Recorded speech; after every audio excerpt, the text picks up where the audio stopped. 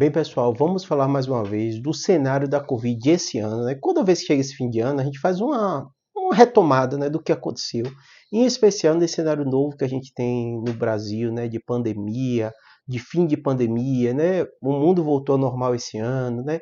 Foi declarado o fim da pandemia, então esse é um ano clássico. Por quê? Um ano muito clássico quando a gente olha para o retrovisor das outras pandemias, que a gente vai ver com esse novo cenário de uma doença nova chamada Covid, o que vai acontecer nos próximos anos. Essa doença vai deixar de ter relevância? Não vai? Como é que a gente vai lidar com ela, né? E a gente fecha, óbvio que ainda falta o mês de novembro, o mês de dezembro, mas a gente falta hoje, né? A gente consegue dizer que temos 5.400 mortes por Covid no país, né? É um número ainda alto, né? Porque o que é que você tem que perceber? A Covid, ela chega a somar para as doenças que a gente sempre conheceu, né? O que mais mata no Brasil é a doença cardiovascular, com milhares de mortes, é o câncer também, que está ali em segundo local. Quando eu falo cardiovascular, somando o AVC e infarto. O infarto fica um pouquinho maior, o AVC em segundo, né? A gente sabe que nos últimos anos tem investido, o AVC em vários momentos tem passado até o infarto, né? Depois chega o câncer, né? Depois tem as outras doenças. Ou seja, né? A gente está falando de um somatório dentro desse contexto de mais 5.400 mortes.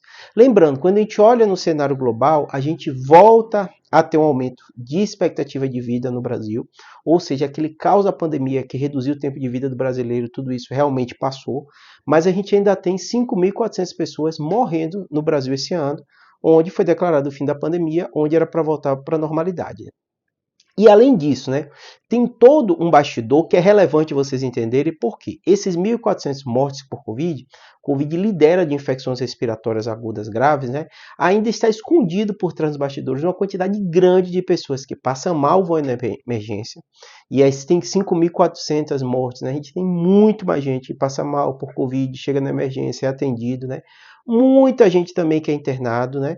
E muita gente que fica internada de forma grave, em UTI, tudo. Desses que vão na emergências, que passam mal, são internados em leito normal ou que são internados em UTI, a maioria deles hoje já sobrevive. A gente entende melhor Covid, a gente sabe tratar melhor, a gente cuida melhor. Ok, mas tudo isso tem um custo altíssimo, não só um custo financeiro para o SUS, mas um custo de leitos ocupados para pessoas com outras doenças. Ou seja, a Covid vem ainda com problemas de saúde pública gravíssimo, sério, que a gente tem que atuar.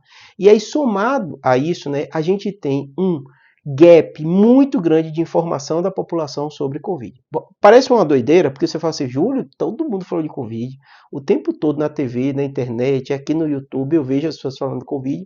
Por que você está dizendo que tem um gap de informação? Porque muita informação errada foi passada. Aposto que você, no seu dia